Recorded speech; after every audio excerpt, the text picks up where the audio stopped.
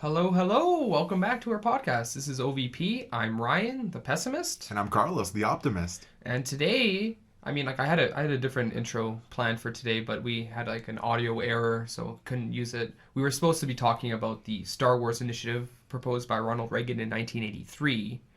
Oh, because we're talking about Star Wars. Oh, you're clever. Oh, I know. I know. It's all right. Well, what are we actually talking about? What is the thing? The Mandalorian. Still, yeah. It's not gonna it's very Star Wars heavy for the first couple episodes here, but after that, I promise we'll calm down because I don't like Star Wars. So I'd rather not talk about it. We're in a renaissance, though. We have to talk about it until Rise of Skywalker, and then everyone hates Star Wars again, and that'll make me happy. I can't wait for that podcast. Us just hating on that movie. That's gonna be pessimist versus pessimist. Okay, well, today we're actually gonna be focusing mostly on Star Wars, so we're gonna be talking about The Mandalorian Episode 3 just came out. We're gonna also be talking about just kind of Star Wars games in general, because Fallen Order also just came out, and I think Carlos has been playing it, so. And then kind of just give you a kind of update on what we're watching and stuff like that. So you hated this third episode, from what I gather, just before we started recording. Is that what? Okay, so I think The Mandalorian's showing some chinks in its armor right now. I would clap for you right now if I could. And then just ruin our audio. All right. Well, okay. I've noticed something in this episode now that I think was probably present in the past two ones I haven't noticed before. Is that one, incredibly slow paced. I knew what was going to happen at the beginning of the episode, but it still took 38 minutes for that to happen, which was basically him leaving with Baby Yoda. Knew that was going to happen, but it took 38 minutes to get there. Two, it felt like the set pieces were determining the story rather than the story doing it itself. It felt like, okay, we have this idea for like he's gonna fight these stormtroopers one by one. He's gonna like break into this thing and leave. I felt that like, and then like, oh, he's gonna be on a cart and he has to fight all these people in it. Like I felt like the set pieces were there and that they had those first, and then they were like, oh, we need to come up with a story for why he's in these situations. I don't necessarily disagree with you. Yeah. It's interesting that you fell on the side of that being almost a negative. For me, the very same thing is a positive. But there's less focus on the story then. This is all about like, oh, look at this great action scene. Oh, look at this great action scene. Oh, here's some lore that builds up Mandalorian stuff. Oh, here's the great action scene, and then we're just done. Where's the deeper stuff? Where's the character growth? Where's the character development? I don't understand why he's so attached to Baby Yoda. I don't get it. Does he see himself in Baby Yoda? I think that's what they're trying to set up. I think the parallel is supposed to be the foundling. Like he was a child that was left alone. Sure, but I think that's the parallel there. But like, it seems like those are more attached with the armor itself than it is with Baby Yoda. So I'm not understanding how we're getting there and what's going on. So like the set pieces to me, I'm like, yeah, these are good set pieces, the action's good, but should not be what the focus of the show should be. This should be about an interesting story about a Mandalorian who has to make it out in the world with Star Wars. I don't know. What is your thoughts about this episode? I loved it. Honestly, yeah? I think it's the best episode they've had so far. Okay. And I do think that the development comes, I mean, maybe not directly in the character, but we definitely expand on the culture. And that's what they're really focusing on. We're really expanding on the mythology behind their culture. You can do both. You can have a progressive story that continues to develop as well as provide details for the culture. It shouldn't be like, the culture shouldn't be overriding the story. It shouldn't be like, oh, this was good because of the culture, not because of what the story is so far. You know what I mean? That should be a background thing. Absolutely. But I don't think that they need to do both in every single episode, though. But what happened last episode? Last episode was also pretty much a filler episode where it's like he has to leave the planet and the whole thing is about him leaving the planet. So like it does feel very set piecey. Like in the second one, it's like, oh, we have this great Jawa chase. We have this great Rhino fight. Like it just feels very set piecey, and I don't feel like we're developing the characters and developing the story very well. It feels like we're really taking our time, and we only have 10 episodes for the storyline. 8 episodes. Oh yeah, we only have 8 more episodes, yeah, for the storyline. So I think that they're wasting so much time. They're not developing very much. And I kind of feel like there's something odd about the dialogue. It feels very like clunky, or like it doesn't feel like how real people would have conversations. Like a lot of the stuff that Carl Weathers was saying at times felt very, I don't know. Forced? Forced, yeah. I think that's the... Pun intended. Oh, yeah. So I mean, like, I don't know. I think this episode, it's not. I don't think this episode itself is bad. I think it just opened my eyes to what this show seems to be about, which is going to be set pieces, action over kind of any kind of story and growth, and we'll get a little story here or there. I don't know. Right. Well, the problem that it could run into is that they take their slow burn for most of the episodes, and then the last couple of episodes are going to be really, really story heavy, and it's going to feel rushed. Exactly. Yeah. So like, I feel like they've already weighed themselves, like held themselves back now. The action is at the forefront, and that's what it's got to be for the rest of the series, or else it's going to take some kind of weird change in pace or something that's going to feel very awkward. Right. So let's break down the episode from start to finish, so we can hit all the points that we want to hit. Sure. Yeah. So. So we open up on the planet that Werner Herzog is in because he's bringing back the bounty, of course. Yes. I love that. I love that planet. I love that setting. I really do. It feels so lived in, and it feels like Mos Eisley, but not. Like same but different in a good way. But we already had so this is like our third Mos Eisley because we had it in the original trilogy. We had it in new trilogy because like Maz Kanata's thing. Takadana. Oh, sorry, what was that? Takadana? Oh, it's a dumb name. Anyway, so we've had it. So it's like this is our third version of it. That's honestly a problem with Star Wars as a whole, like the IP. You don't read as bar. many of the books as much as I do, No. but every single book has a Mos Eisley cantina. Every single book has, the same kind of types of planets with slight variations. You really have to, if you don't love the fandom as hard as, I do, for example, that's a huge problem with the whole IP. Yeah. And there's supposed to there's I guess like at the beginning of the episode there's shows to show some kind of like relationship between Baby Yoda because Baby Yoda's like playing with like a little ball thing on one of his switches or something like that, and then he comes to see that later and it reminds him of Baby Yoda. Right. They're really pushing the cuteness of him, and that's because they've just recently announced the merch for it, and I want a Baby Yoda. I want it. Give it to me. That's kind of like when I saw Baby Groot. I'm like, this seems like it's just merchandising purposes. So like, I can't. Except for in the first Guardians movie, the story does lead up to him becoming Baby Groot. Oh yeah. So I like that they actually gave a story purpose for it, but then in the second movie, it didn't really have a story purpose. It was just. It was like, there. oh, cute, yeah. And then we have teenage Groot now. I feel like Baby Yoda is right on the cusp of that. Yeah, well, mostly Right because he was a secret before the show. Like, if it was like we already have this merchandise, buy Baby Yoda, buy flying chair to put Baby Yoda in. Isn't that kind of like his seat he had in like Attack of the Clones or something? Kind of like a baby version of it. Do they just sell like Yoda chairs, like just floating around for like all these Baby Yodas that they're finding? You know what else it's like? It's like Frieza's chair. Oh yeah, you're right. Yeah. Yeah, I like that floating chair thing. It really helps those short people. It really helps. Dude, he's 1,000 years old. His arthritis has got to be insane. He needs No. a wheelchair. They don't have wheelchairs in Star Wars. That's why they have floaty chairs. Yeah, well, I mean, yeah, that's true. Yeah. Anyway, so they land. He talks to Apollo Creed, who says, "You got to fight him, Rocky." You gotta fight him.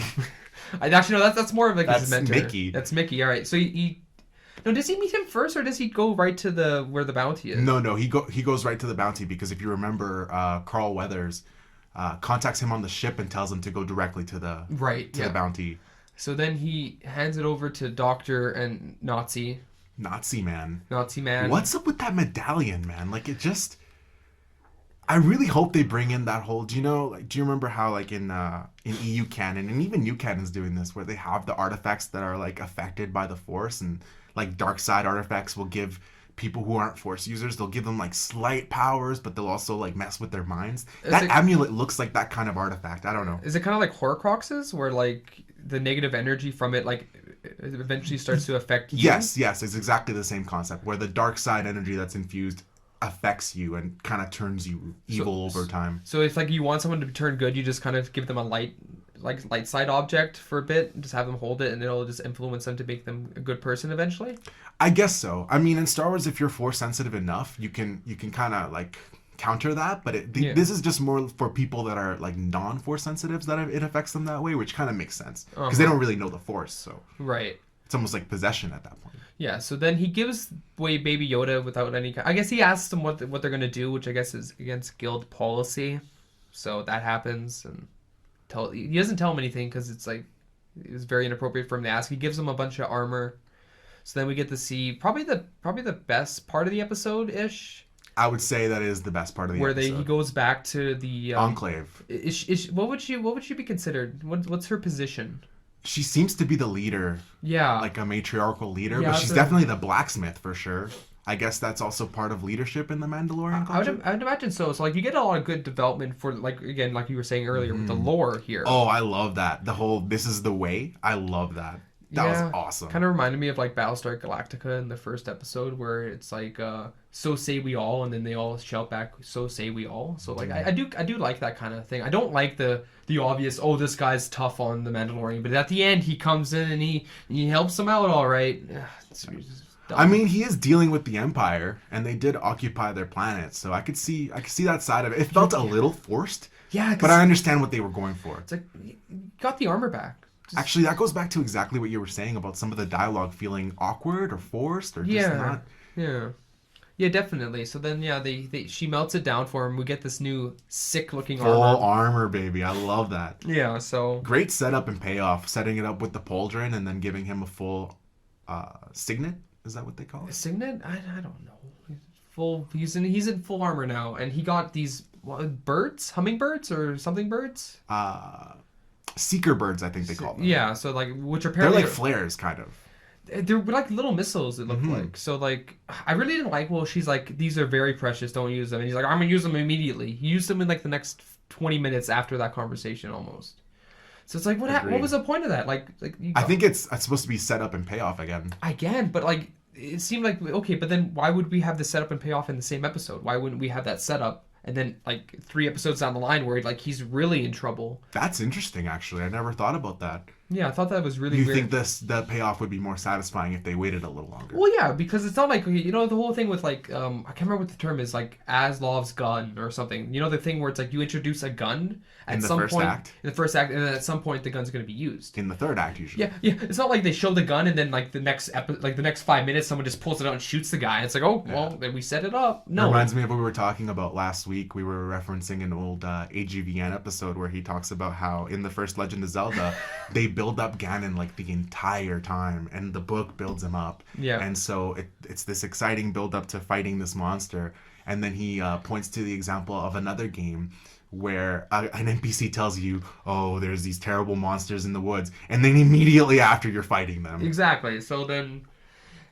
yeah, not great. So then, yeah, he meets with the matriarch. He gets the armor. He goes to meet Carl Weathers, who, for what reason does he go? Oh, I guess he wants another job. He wants another job right away. So yeah, so then he Right gives away. him his new job, and then at this One point, thing I loved about this scene is that they don't have to do this, but they're peppering in that canon. So I don't know if you would know this, but the bounty hunter that Carl Weathers was talking to, he was a Kubaz, which in the Clone Wars there was a guy called Embo, and they have those sick, cool like Chinese style looking hats that they throw as like Captain America shields. Oh. They didn't see that like. I don't think it's the same character. Maybe it was, maybe it isn't. But it was cool to see that that alien with that with that cool helmet. I knew exactly what they were referencing. oh, So I love that because if you're not a hardcore Star Wars fan, it doesn't matter because it's just he's talking to another bounty hunter. But if you are deep in the lore, that little bit, oh, thank you so much, so satisfying. so here actually in this scene, I got interested because at the beginning of the episode, I was like, okay, there's 2 options here. One, he doesn't give the Empire Baby Yoda at all. Or 2, he gives them Baby Yoda and then he changes his mind and comes in and frees him. And I knew that those 2 things were going to happen. This scene had me almost question myself a little bit. Because I'm like, oh, we are maybe just going to move on. I thought for a second, I'm like, oh, this actually might be interesting. We're going to get a third take. No, it wasn't interesting. Sorry, no. So like, yeah, he takes the next bounty. Carl Weathers... He asks Carl Weathers again what they're going to do, even though he should know at this point that he's not going to get an answer. Mm-hmm. So then he's about to leave, and he sees that the little ball thing's missing from his... Right, and then he gets all sentimental. I don't get it. Like, to me, like, there's like a big leap. I don't think there was anything in the prior episode that made me believe that there was an actual connection between 2 of them. The only thing that they really have is the foundling connection. So like he was a kid that got left alone, and this is a baby that was left alone that happens to be 50 years old. But I guess you could say too that in the scene in the Enclave, he kind of says it where he's like, "Oh, I was helped by an enemy. Why would an enemy help you?" he didn't know it didn't know it was my enemy. Yeah. So maybe that's guilt. Okay. That's setting up guilt, but it's a very quick line. Maybe they're like blood brothers because like he did save him from the rhino and like he was there when he was shooting, just murdering Jawas left and right. Maybe just like they become brothers in arms now. Yeah, I mean, he would have died, so he's kind of a dick if he's not rescuing him. I guess so. So then we have like, again, we go back to one of these like ideas where it's like there's just nothing but set pieces in this episode where it's like he sneaks in to where the Empire has him. He and so like he just takes down stormtroopers left and right, sneakfully. So like I did like this stealthily, yeah. Actually, this made me think of something you brought up last week, where I don't know if it's just the armor, like whatever costume that is, but it's starting to really show that there's not a lot of mobility in that armor. Oh, I don't think it's the way the scenes are being shot. I think it's literally the actor can't really move very well in that costume. Okay. So it's awkward a lot of the time when they don't want it to be. Oh. But okay. I really did like it. I mean, it reminded me a lot of Batman Begins, where Batman's like taking guys down like really stealthily, hiding in the shadows. I was like, oh, cool. I like that they're doing this. Yeah, it just goes to show how ineffective stormtroopers continue to be, I guess. So we need to keep that theme going. These are a little bit better, though. I mean, they got some good hits in. Well, one really good hit in on them. Yeah. So then, yeah, he sneaks in. He uses the hummingbirds or whatever on them to get out of another situation where he almost lost. Cool weapon. It's I like cool, it. but like I didn't like the idea that it's really rare and then he decides to use it immediately. So whatever. He goes to the doctor who freaks out because I guess he like starts freaking out. And then like he does like a Batman out of that scene. He just like because Baby Yoda's in there on like their little mini lab thing, like a little table, and then like he opens his eyes and they're both gone. How did he do that? He doesn't have a jetpack. A lot of Batman references in this, actually. I guess so. Yeah, maybe they. It feels really deliberate too. Yeah, maybe. Now that you were thinking about it, except for the flamethrower burning someone to death, that's less Batman. I love how much mileage he's getting out of that flamethrower. I mean, more than Boba Fett ever used. Way more. So like, yeah, they're actually utilizing his equipment, which is good because we've kind of been teased with all this stuff. It's like he's wearing like so many things he could use it for battle, and they don't use it in like the other movies. Right. So it's like, yeah, we're using it now. So. Right. They set up the jetpacks. This is skipping a little bit, so we're not going to really get into it, but they set them up, so they're really teasing you with that. I can't wait for him to actually get a freaking jetpack. Okay, so then I get he breaks out very relatively easily after that, and then he Carl Weathers and I guess is that all the guild members? Literally the entire guild. They're like, hey, put it down or whatever. Give it back. You got your money. Come on. We have a code and everything. We're cool. So then, then we have another good action set piece where like he's in like a little cart thing and no one can get him, but he can get everybody else. Mm-hmm. And when it all seems lost for him, what happens, Carlos? What happens to him? He gets saved at the last minute. I think we need a counter. Like I think we're up to 3 for 3. Yeah, exactly. So each episode he will be saved by someone. Someone will have to come in and save him. Right. Again, I gotta tell you, man, the balance is there for me because they show him fighting them off for a while before he gets, his ass saved. But you still get saved. It doesn't help save if you keep getting saved. If you got out of that situation by himself, it would be better. But again, so like the Mandalorians all come in. How did they figure out that was happening? How did they know? Did he call them? That's true, really. They just kind of show up because like, oh, we heard that our Mandalorian's in trouble, like always, so we had to come and save him.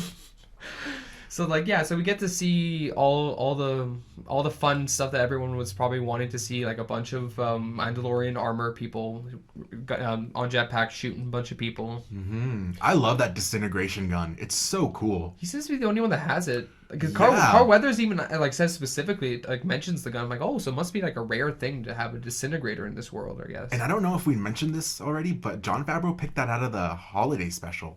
Because Boba Fett has that gun in the animated portion of that. That's where he got it from. Doesn't he want to do a holiday special? I heard that. He really is pushing it. I'd watch and they it. keep telling him, no, we don't want to do that. And he's pushing it. He wants it. Maybe I don't want to do Mandalorian then, guys. Maybe there isn't a season 2. Give me my holiday special. Exactly. So, I think they should let him do it. He'd obviously make it really good. And then, okay, so then we end this whole action scene with like Carl Weathers sneaking on a ship. Okay, so let's talk about this. So apparently nobody in Star Wars closes their ship ramp when they leave because... It's a trust system. But it's like someone leaving their car door open. Why would you do that? Are you saying I should stop doing that? I mean, this is Canada. We're all a bunch of nice people. So, I mean, Nobody steals here. no one steals here. Yeah. So, But it's deliberate because that's how he got on. And in fact, that's probably how the Jawas got into his ship. He just leaves it open. Do you think he's like inviting conflict? Is that on purpose? yeah, maybe just he needs like a thrill, I guess. So he just keeps it open for like, I want someone to interfere with something so I can kill something. And then at first I thought it was just in The Mandalorian. But then if you go back, like Han Solo does that all the time too. He just leaves the ramp down. Yeah, well, Why I wouldn't guess, you close your door? maybe he doesn't like have a key to open it up again. It's like once it's closed, it's closed. So it's like he doesn't want to lock himself out, and then he has to talk to AMA or whatever, whatever. What's the Star Wars version of AMA? Yeah. So this scene bothers me for a little bit. So Carl Weathers is on the ship, right? Right. So we have this is weird. Like he like deliberately makes steam happen, and then doesn't really move from the position he's in, and then somehow doesn't get shot when he tries to shoot him in the position that he was in, and he's able to then shoot Carl Weathers himself. I think we're supposed to think that he moved, but it was didn't. weird. It was just a weird setup. And then and another thing that bothered me was like the whole classic of, oh, he had something in his pocket. But they set it up though. They did set it up in the bar. It doesn't matter. It's something that's so commonly used all the time. I don't like it. I don't care if they set it up. It's dumb. So yeah, he gets saved by the Beskar armor, That's right. and then the Mandalorian leaves, and then End of episode. oh no, he lets him play with the ball thing on the thing because they're best friends, obviously, Best buddies since the beginning. right now. So yeah, this episode, I guess I don't know if this episode itself is bad in comparison to the other episodes, but I think this episode opened my eyes to the show. I was kind of more optimistic about the show, but now I'm definitely more pessimistic. It doesn't seem like it's gonna get better. It seems like it's gonna be set piece after set piece. Well, this is perfect. Now we can lean into the gimmick. No, this is real life. I'm real life pessimistic. Okay? So I think we're just going to take a break now before we talk about Star Wars games. So we'll see ya soon. Okay, we're back. So, Star Wars games. I love them. All They- of them. They're they- all good. There's no bad Star Wars games. All right. All right, next topic, I guess. Podcast over. No, there's definitely some bad Star Wars games. But you are playing Fallen Order, right? I am, and it is. I think it's good if you're just a casual gamer. If you're not a huge fan, I think it's a good game. Okay. If you're a Star Wars fan, it's a great game. Ooh, I don't like that emphasis though, because I think a game should be good first, and then if you're part of that, it should just make it even better. So like, if it's the game that itself's not great, that doesn't sound very appealing to me. I don't disagree, but the level of good is definitely up there. I would say, like I think I told you before we started recording, if you Yeah. thought of a ladder, maybe it would be one rung down from the Uncharted series, and it's definitely in the same vein. Like, Okay. it's basically Uncharted for Star Wars. Really? Because I've heard people call it like a Souls kind of game. That has a lot of that too. Okay, It definitely has a lot so of like that it has too. a nice kind of blend of That's action, right. So they adventure. took a lot of the most popular games of this era, and they've kind of blended them together and thrown Star Wars into it, which I think is really smart. And it actually harkens back to what Lucasfilm and LucasArts used to do when they used to develop their own games in-house. They used to always look at what was popping in the video game genre, and they would take that and put the Star Wars spin on it. So I think that's a really, really clever way to use the license. And Okay. we've been starved for good Star Wars content in terms of games for a while. Wasn't there a Star Wars 13 or 1313 or something like that? Wasn't Right. that was like the third person shooter they were working on. They were working on it, and it was going to be exploring the underworld, and it was going to be the levels of Coruscant, because if anyone doesn't know, Coruscant, the city planet, Yeah. you know, it has cities reaching up to the heavens. But the way they structured, and this has been true in the expanded universe, and it's also been brought back into canon, that the further down you go on Coruscant, the worse things get. Okay, yeah. More sketchy, more dangerous. There's weird creatures that live on the bottom because no one ever goes to like the very bottom of the cities. You know what I mean? Right. Okay. Because Yeah. it's so vast and there's so many levels that no one ever really goes down there unless you really, really have to. So I really like that concept. It makes that planet a lot more interesting. Yeah. And we never really get to see that kind of stuff in the films. Mm-hmm. But it's great. It's great for the extra content. How's the lightsaber combat in the game? Okay, so The difficulty in the game is very satisfying in the sense that it's never easy, but it's never difficult because of bad reasons. So, for example, bad controls or bad programming or unfair spawns. It's all really well balanced to where, like, maybe at first you're gonna have a little bit of trouble, but once you get more into the controls, you get better and better, and it starts to naturally flow, which is great because the whole point of the game is that you're a Padawan. That was this is around the time of just a little bit after episode 3, so Yeah. maybe like 3 years, 4 years. I'm not exactly sure on the timeline, but he's a Padawan that was misplaced, right? So Right. as you're going, I mean, you start out the game at a certain level, almost at a nothing, because he's been not using the Force. He's been hiding, right? So, Right. Yeah. and the way they've programmed it, it really flows naturally into the story in the sense that you're getting better and better, getting more powers, but it doesn't feel like most Star Wars video games where it's gamifying the Force, if that makes sense. It feels natural, and they work in the development of the powers and him rediscovering his abilities into the story in a way that feels so natural. So if you don't know, he has a certain Jedi power that hasn't been really used effectively until now. It's called psychometry, where he touches objects and he can sense like kind of Force echoes, giving him histories, giving him memories. Quinlan Voss was famous for having this power, Okay. Yeah. Obviously. obviously. Yeah. And that's such a great video game mechanic because psychometry's been a part of the universe for quite a while. But to have it's perfect for video games. It really does lend itself perfectly for that kind of leveling up in a natural way. Okay. I mean, but what lightsaber technique style? Like, what style does he use, Carlos? Because you are acquainted with all 7 styles, so I am, and he's definitely using the Gemso. Like, Oh, it's obvious. Gemso. Overhand strikes, overpowering. Oh. They really do, and he has the stances, and they've taken the time. It's really obvious, and that's what I mean. When you're a Star Wars fan in this game, they've taken the time to go deep as you possibly can, which has been the problem for me with the new canon as a whole. Yeah. And it's really, really nice to see. Like, I gotta give Respawn a hand for that, because that level of detail makes the experience so much more rewarding as a fan. Okay, but then again, you said it's good though. What's holding the game back though, thus far? Because I know you're not that far into the game. So what's holding it back? Well, I think that really what holds it back in terms of, if we're just talking lightsaber combat, Yeah.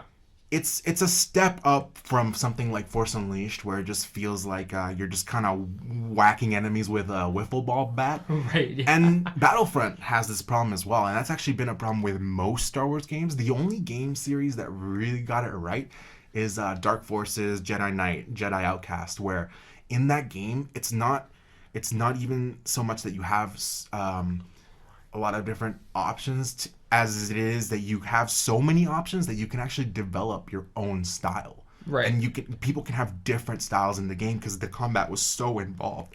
Yeah. But we're gonna get into other games later. Okay. So then the lightsaber combat. Okay. So what? Lightsaber combat's holding it back? Is that what you're saying? No, I think what really holds it back is that it's just not as good as Okay, so other like- versions of this kind of game that we've seen. So like I said, right, it's just one level down from So like the adventure stuff, it's like it's almost as good as or as exciting as the Uncharted series, but it's not there. Right. It's like Dark Souls, but the quality is not there. So it's like yeah, but okay, only slightly. It's Okay. almost there. but enough to notice that it is a problem. Absolutely. But so you'd recommend it then? Oh, I would recommend it, definitely. And even if you're not a hardcore Star Wars fan, it is a really good game, even just outside of that. Not great, but really good. So Yeah. Okay. Play it. Or don't. Play something else. Play Doom Eternal when that comes out, because that looks like it's gonna be So like I might pick up Jedi Order at some point, or sorry, Fallen Order, whatever order. I'll play it probably. Who knows? maybe you should order it online. So I see. I haven't played a Star Wars game in a while. Yeah, the last one I remember playing actively was Force Unleashed. I actually played the demo for Force Unleashed 2, and then never played the game because I didn't like the demo. It seemed like to me like the second one was more like You just get another lightsaber. Everything else is the same.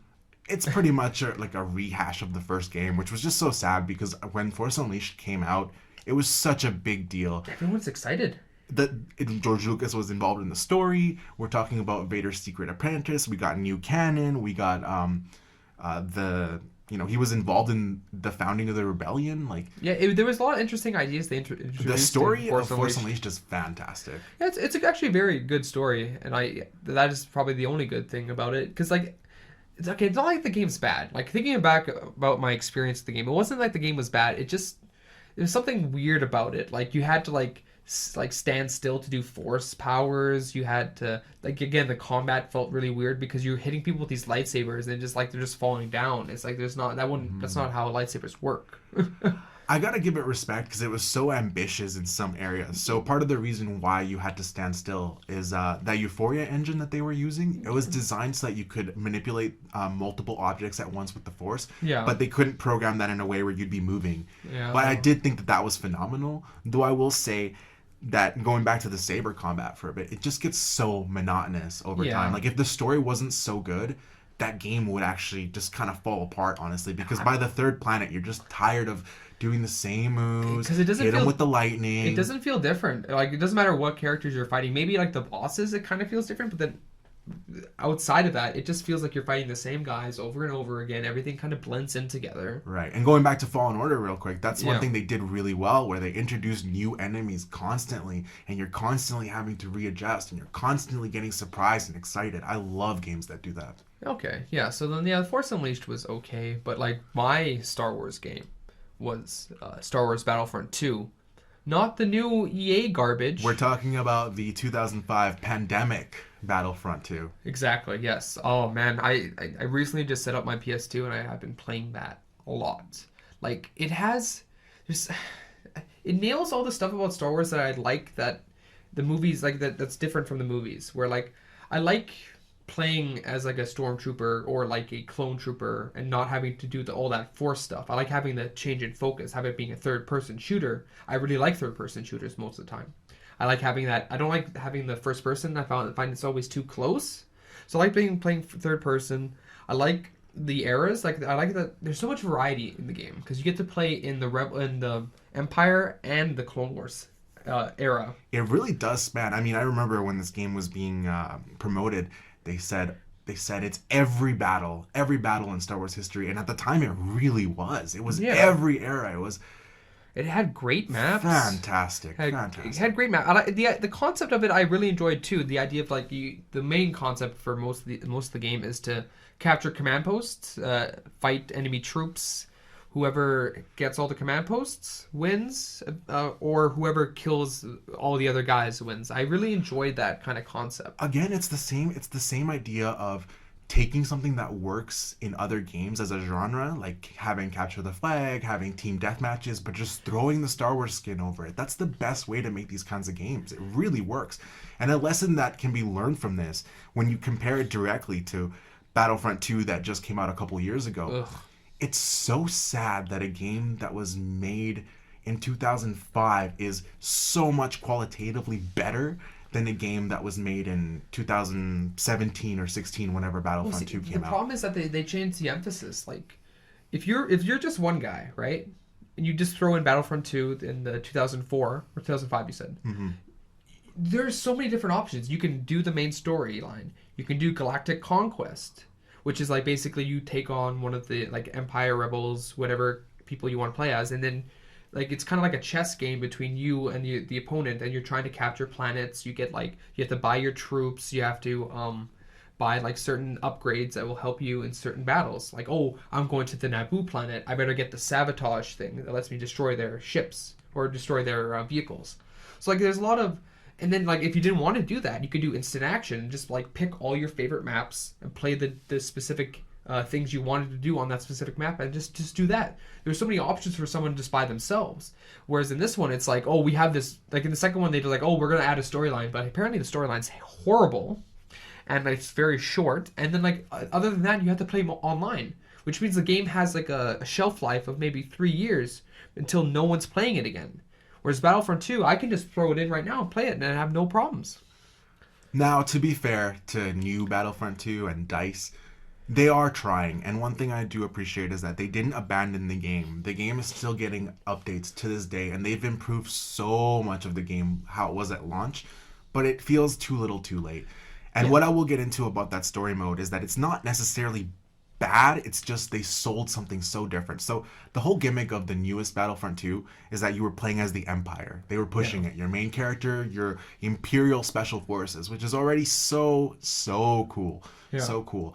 And again, the writers of Battlefront 2, the story mode, they did such a good job of diving into the lore and putting in references and putting in the world, but they really did get screwed over by EA. They've come out and talked about it, where they wanted to make the story longer. They wanted to go longer. They had more story, but EA didn't. It just wasn't in the cards, and it's just so sad to see, because what really happens is you play as the Imperial Special Forces for the first 2 missions, and then she is immediately recruited to the Rebels, which is ridiculous, and it just falls on its face, because, I mean, literally 20 minutes ago, I was killing Rebels, and then 20 minutes later, Leia's rewarding me and telling me that I'm part of this.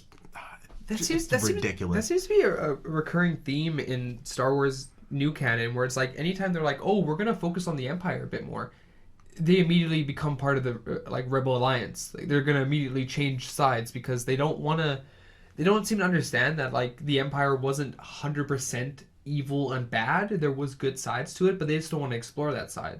So like they feel like they can't have a character set in working for the Empire and have them be a good person. They have to change over to the Rebels in order to be a good person. And I don't think it's a smart choice on their side, really. And again, it points to a systemic problem at Lucasfilm right now, that the branches don't communicate with each other. There's no synergy, because if you look at something like Lost Stars, for example, that's the entire premise of that book, and that is the best new canon book. Exactly. By far. Oh, yeah. By far.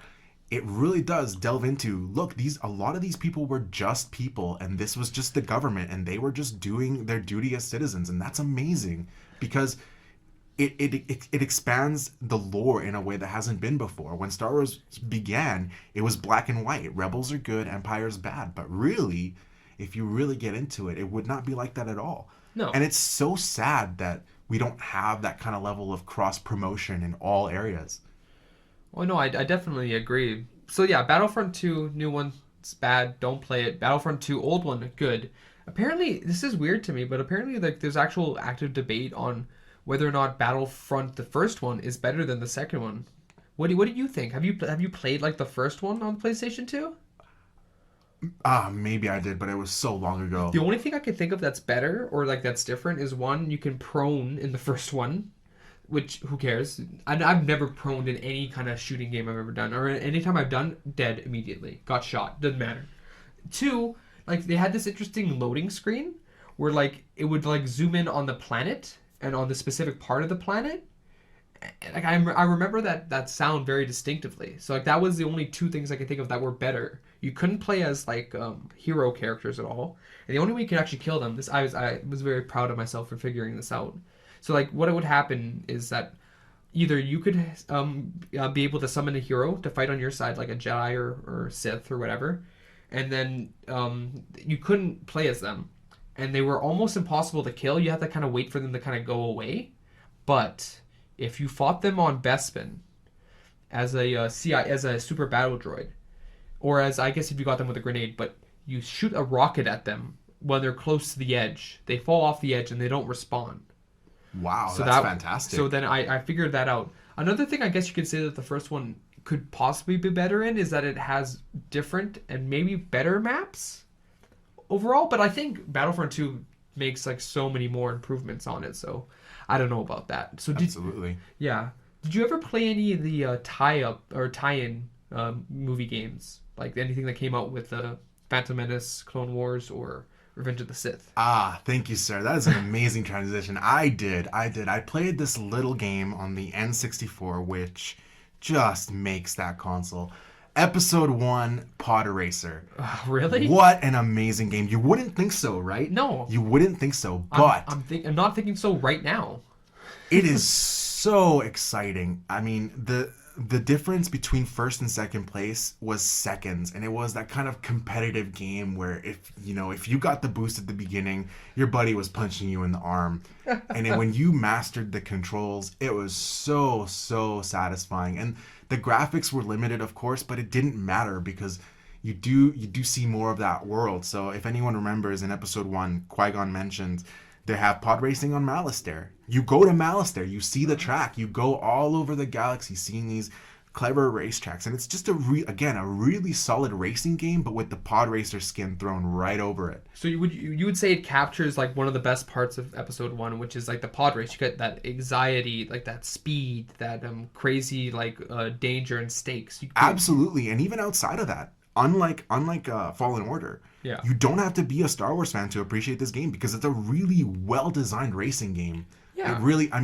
It even goes as far as your pod can get damaged. You have to heal yourself. You have to manage that as you're racing. You have that boost that Anakin does in the movie to kind of get ahead of the other racers. You can do that boost whenever you want, but there's a cost to it. If you overboost, your engine explodes. It was so well thought out. I love that game, and it's one of the only games that surpasses, I think, the biggest problem the N64 has, which you pointed out to me actually, is that the controller is awful. It is so counterintuitive. But for this game, the way they designed it, they worked with it and they optimized it, which is an impressive feat. Oh, yeah, the controller is the worst thing I've ever seen, ever, I think, in terms of controllers, but... Yeah, I didn't have an N64, so I didn't get to play that game. I got to play one of our mutual friends got me the worst, like, Star Wars game I've ever played, and it was pod racing. But they were like big heads and small racers. I don't know. I think we played this. So that game is called Bombad Racing, and it was done by a division of Lucasfilm called Lucas Learning. Why did you just know this? Which emphasized on games for kids and more educational titles using the Star Wars license. So it's a completely different world. I learned to hate video games from that game. That's what I learned. They didn't teach me anything. It was meant for little kids, though. It was bad. Like I didn't understand how the racing worked. There was like a jump button. You got weird items that didn't make sense. It was horrible. But going back to like things that are tied into the actual movies, Revenge of the Sith. I played that one. Now that one was really a big deal because at the time it was like when it released before the movie came out. It released 1 month early. And they had actual footage from the movie in the game. I think it even shows the last shot, if I'm not mistaken. It might. I don't remember that exactly because I remember being so excited that I was going to get like the sneak peek. That is ludicrous. That would never happen today. No, they control Star Wars way too much now. There's no way they would do that. But for any movie or any property, that would never happen. It's like spoiling the movie before it comes out. That's true. I mean, they maybe should start doing that just to troll them, just to, like ruin their movie release. Just say exactly what's gonna happen. Right. Have a guy sit down like this is an actual game. This is just the script for the movie, and we're just gonna read it off for you guys. Right.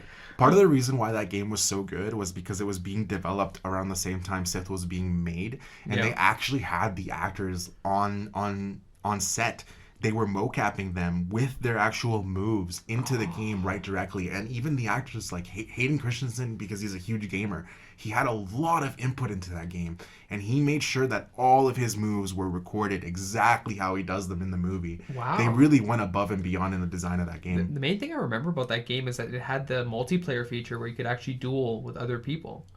And like that's when I learned. Actually, I think I learned about Syndraulic from that Master Syndraulic from that game, because he's one of the playable characters. So that was tons of fun. I remember playing that a lot with my friends, having them come over. Someone played General Grievous all the time because whatever, he was like the big deal. He was the new baddie. Right. Yeah. So that was a great game. But going back to bad games for a second, there's this certain game that is qualitatively bad, but it also holds a special place in my heart. So going back to the N64, one of the first games I ever got for that console. Star Wars Shadows of the Empire. Oh, right. I've heard of that. Right. Good.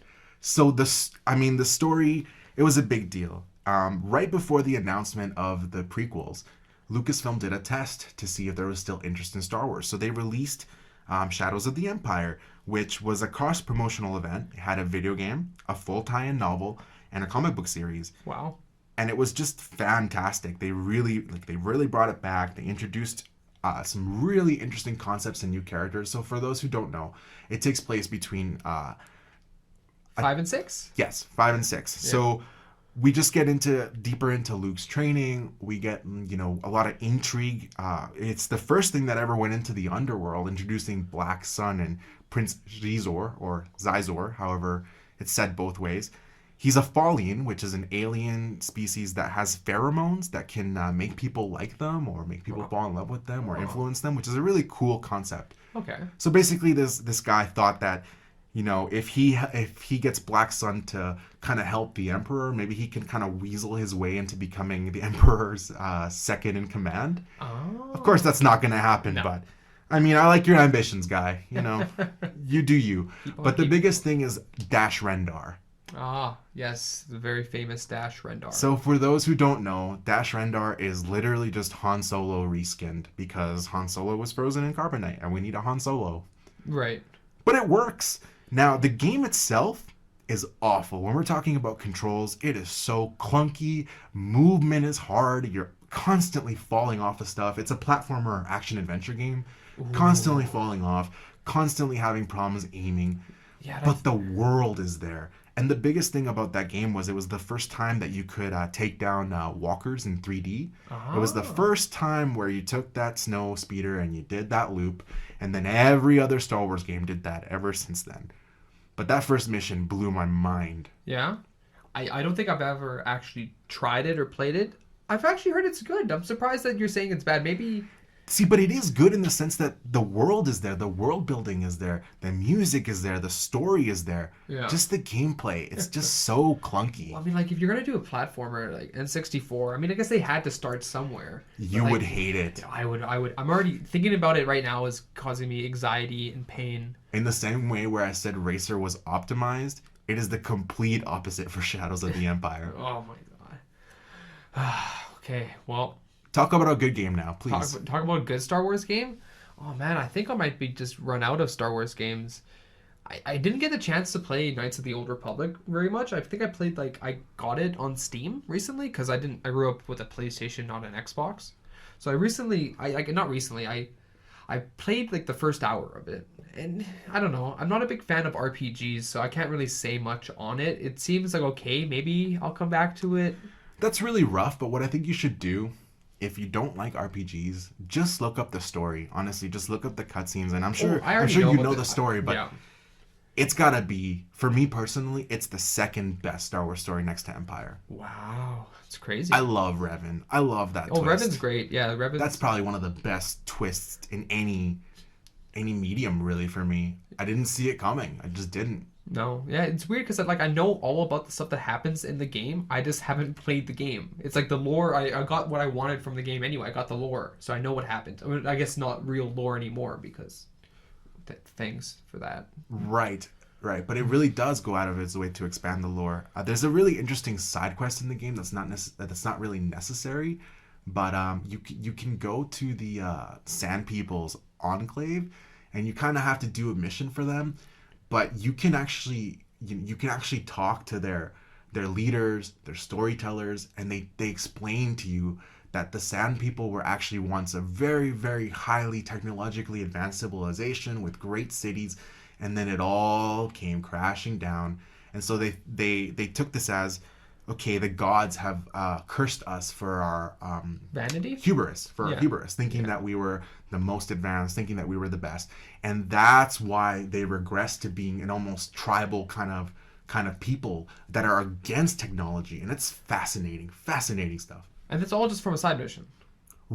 You do have to do the mission for them in the game, but you don't have to take the time to talk to the leader, to talk to the storyteller. You can actually you can just go in there the first time and kill everybody, and you don't get any of that. You would miss all of that. Go Attack of the Clone style, I guess. Literally. All right, well, that's Star Wars games. What Star Wars games have you guys played? Let us know. Yeah, I'd be very excited to hear about any ones I haven't checked out. All right, so, Carlos. Yes, sir. What have you seen this week? What's new? So, I love anime, and you also love anime. That's true, yes. So, not too long ago, you introduced me to a shonen series called Hunter x Hunter. I'm glad you say the proper pronunciation of that now, because a lot of people go with Hunter x Hunter. Or Hunter x Hunter. Oh, that's weird. That's really weird. That only works for fighting games. What are they doing? It is Hunter x Hunter. No, it's called Hunter x Hunter. The X Hunter is x Hunter. no, the X is stylistically put there. It's stylistically designed to be that way. Okay. But we can diminish the effects of it. Anyway, so yeah, you got back into it because I know you started earlier. I did, and it's been so long since I put it down that I wanted to refresh myself, but also I wanted a little bonding opportunity with my younger sister, who also got into anime and loves it. And I knew because it's such a good series, I knew it would hook her right away, and it definitely did. Yeah, are you watching it in English or Japanese? Japanese. Oh wow, good on you because And surprisingly, I love my sister so much. She actually said, "Oh, I watch sub."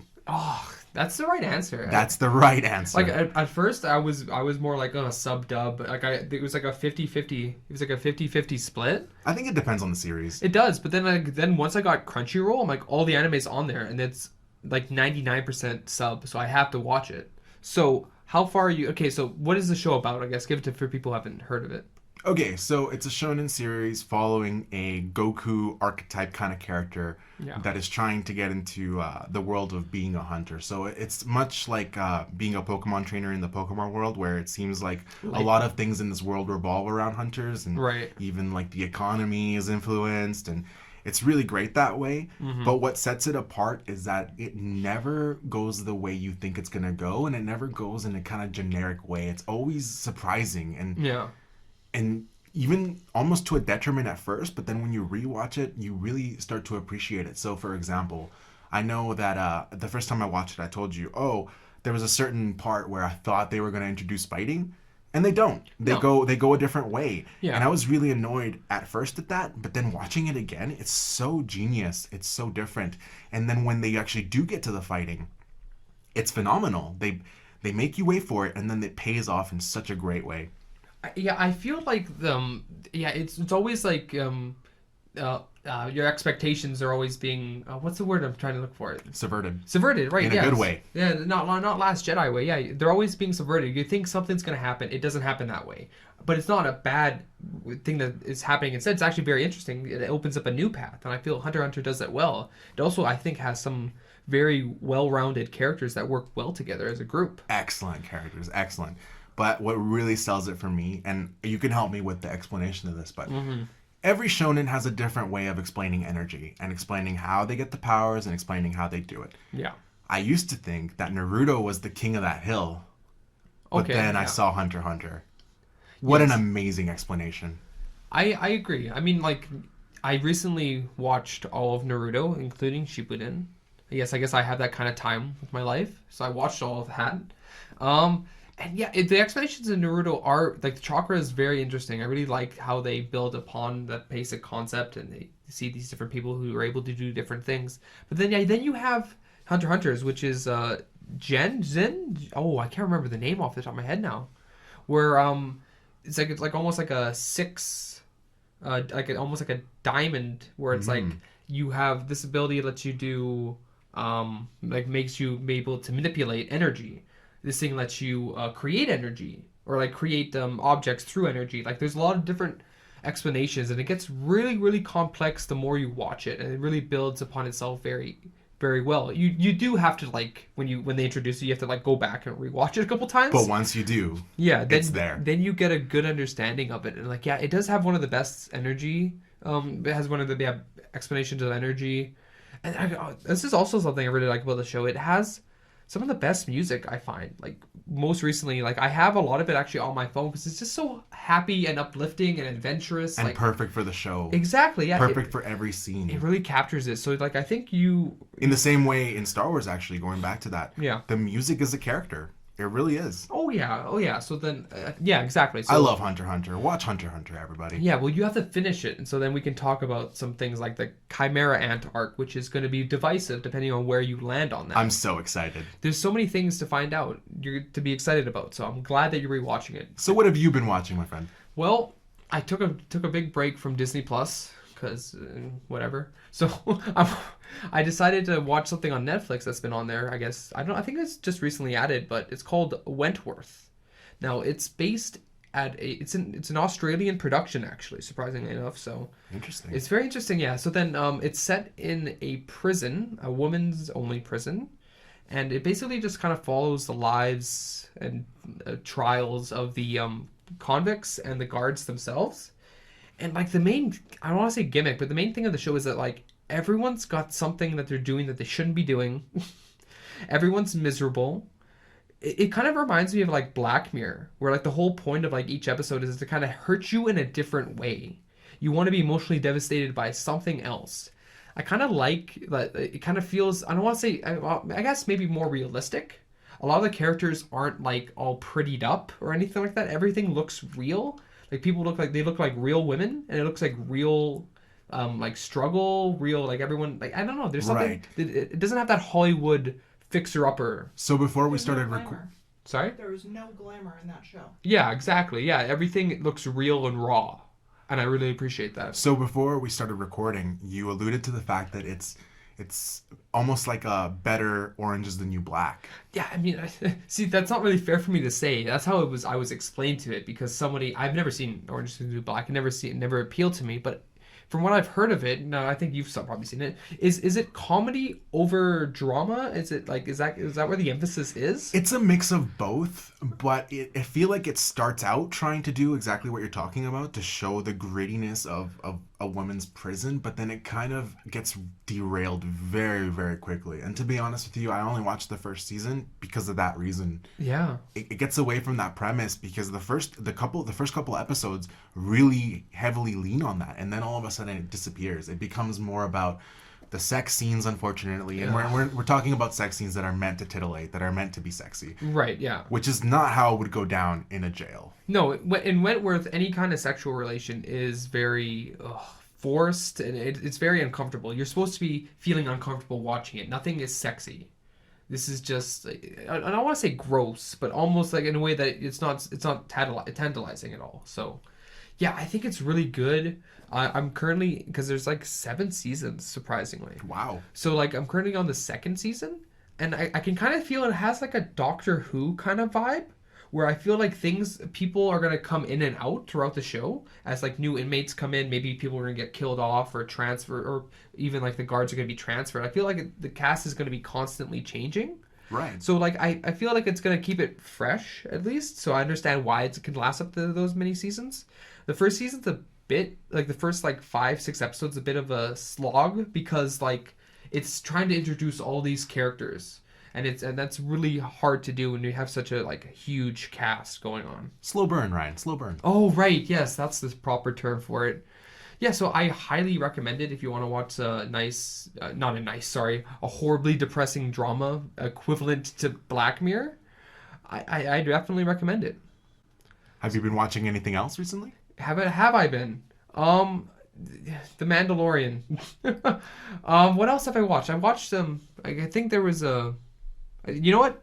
This next thing I think deserves its more time dedicated to it. Tease. So come back next year. Come back at some point. Please come back. And we will talk about this show. But I think, Carlos, this brings us to the end of our show. Thank you very much for listening, everybody. My name is Carlos. I'm the optimist. My name is Ryan, and I'm the pessimist. And we will see you guys next time.